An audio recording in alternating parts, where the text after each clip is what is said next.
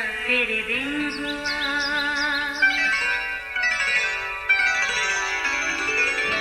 नया फिर दिन हुआ, पुरानी रात का करे सो शुक्र हम खुदा की जात का, खुदा की जात का नया फिर दिन हुआ।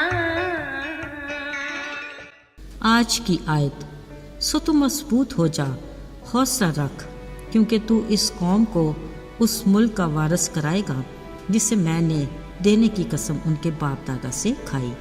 यशवा पहला बाब 6 आयत। अजीज़ों, कठिन हालात और गुलामी के दौर में पैदा होने वाला वो बच्चा मूसा यकीनन आपको याद होगा। एक टोकरी में पड़ा पानी की लहरों पर तैरता मूसा अपने आसपास के माहौल और हालात के ख़तरों से बेखबर था, मगर आसमान पर बैठे खुदा की निगाह मुसलसल उसकी निगहबान थी, क्योंकि वो खुदा के बड़े मंसूबे का चुनिंदा और अहम किरदार बनने वाला था। उसकी गैर मुतवक्का तौर पर इब्तदाई परवरिश उसी के घर अपनी माँ के ज़ेर साया हुई।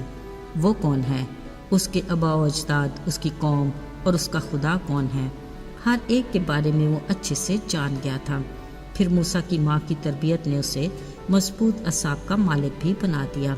अच्छे इखलाक व किरदार और पुरकशिश शख्सियत रखने वाला मूसा जब शहजादी के महल में गया, उसने अपनी असलियत और औकात के मुताबिक खुद को वक्त और हालात के मुताबिक अच्छे से ढाल लिया, पर उसके मुस्तकबिल का प्लानर खुदा था, जिसने धीरे धीरे उसके रास्तों को हमवार भी बना दिया।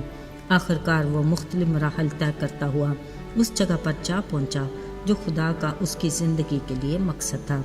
कलाम मुक़द्दस के मुताबिक वो इसराइल कौम का फ़िरौन की ग़ुलामी से छुड़ाने का वसीला बना।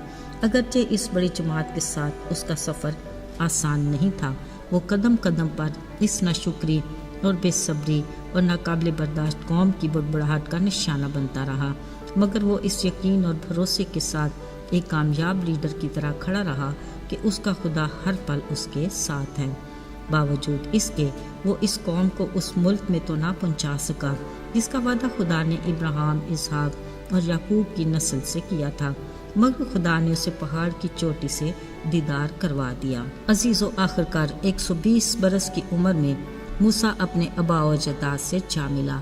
उसने अपने जीते जी सारी कौम के सामने खुदा के हुक्म से अपने बदले यशवा को बनी इसराइल का रहनुमा मुकर्रर कर दिया था। खुदा ने नए जवान लीडर यशवा से कहा, मेरा बंदा मूसा मर गया, सो अब तू उठ और इन सब लोगों को साथ लेकर यरदन के पार उस मुल्क में जा जिसे मैंने इसराइल को देने का वादा किया है। खुदा ने यशवा को बड़ा हौसला दिया और कहा, तेरी जिंदगी भर कोई शख्स तेरे सामने खड़ा ना रह सकेगा। जैसा मैं मूसा के साथ था वैसे ही तेरे साथ रहूँगा। मैं ना तुझसे दस्तबरदार हूँगा और ना ही कभी तुझे छोड़ूंगा। सो मजबूत हो जा और हौसला रख, क्योंकि तू इस कौम को उस मुल्क का वारिस कराएगा जिसे मैंने उनको देने की कसम उनके बाप दादा से खाई। सो फ़कत मजबूत और नहायत दलेर हो जा कि एहतियात रख कि उस सारी शरीयत पर अमल कर जिसका हुक्म मेरे बंदा मूसा ने तुझको दिया है। उससे न दाहिने हाथ मुड़ना और ना ही बाएं, ताकि जहाँ कहीं तू जाए तुझे कामयाबी हासिल हो। शरीयत की ये किताब तेरे मुंह से ना हटे, बल्कि तुझे दिन और रात इसी का ध्यान हो, ताकि जो कुछ इसमें लिखा है उस सब पर तू एहतियात करके अमल कर सके, क्योंकि तब ही तुझे इकबालमंदी की राह नसीब होगी और तू खूब कामयाब होगा। खुदा ने कहा, मैं भी तुझे यही हुक्म देता हूँ कि मजबूत हो, हौसला रख, खौफ न खा और बेदिल ना हो, क्योंकि खुदावंद तेरा खुदा जहाँ कहीं तू जाएगा तेरे साथ रहेगा। अजीज़ों, बिलाशुबा इसराइली कौम की रहनुमाई एक बहुत बड़ी जिम्मेदारी थी। यशवा ने खुद अपनी आंखों से देखा और अपने कानों से सुना भी था कि ये लोग खुदा की दी हुई हर बरकत के बावजूद अपने माजी से निकल ही नहीं पाते। वो खाने पीने पर बुड़बुड़ाते और मिस्र की गुलामी को अभी तक याद करते हैं। इंतहाई नाशुक्री और नाकाबिल बर्दाश्त कौम अपने लिए सोने के देवता बनाने का वाक़या भी उसे खूब याद था, मगर खुदा ने उसकी फ़िक्र परेशानियों से बढ़कर उसे तसल्ली भी दी और उसे कभी ना छोड़ने और ना दस्तबरदार होने का वादा भी किया। اسے کامیابی اور اقبال مندی کی راہ بھی دکھا دی اور اپنے آئین اور احکام پر عمل کرنے کی برکات سے بھی آگاہ کر دیا۔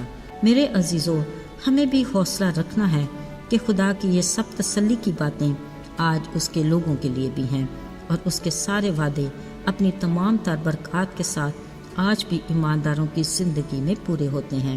ان سب باتوں کے لیے وہ صرف ہم سے اس بات کی توقع کرتا ہے کہ ہم دن اور رات اس کے کلام پر دھیان دیں اور عمل بھی کریں۔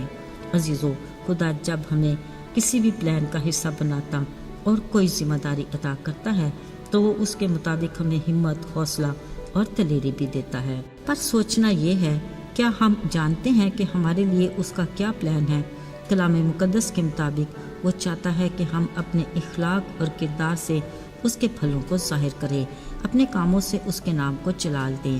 یہ ہماری ذمہ داری ہے کہ ہم اس کی بادشاہی کی خوشخبری دوسروں تک پہنچائیں، اس کی محبت اور معافی کا پیغام ان لوگوں تک لے کر جائیں جو اس سے ناواقف ہیں، تاکہ ہر کوئی خدا کی طرف رجوع لائے اور ہمیشہ کی زندگی کا وارث بنے۔ میرے عزیزو، ہمیں اپنی روحانی زندگی میں ہوشیار اور بیدار رہنا ہے، تاکہ نہ صرف ہم خود بادشاہی کی ضیافت میں شریک ہوں بلکہ اپنے ساتھ اور بہت سوں کو بھی اس میں شامل ہونے کا وسیلہ بنے۔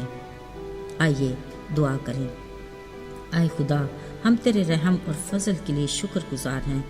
تیری آنکھ ہم پر لگی ہے، ہمیں ہمت اور دلیری دے کہ ہم تیری دی ہوئی ذمہ داری کو احسن طریقے سے سر انجام دے سکیں اور دوسروں تک تیری محبت اور معافی کے پیغام پہنچانے میں اپنا کردار ادا کریں۔ یسوع کے مبارک اور جلالی نام میں مانگتے ہیں، آمین۔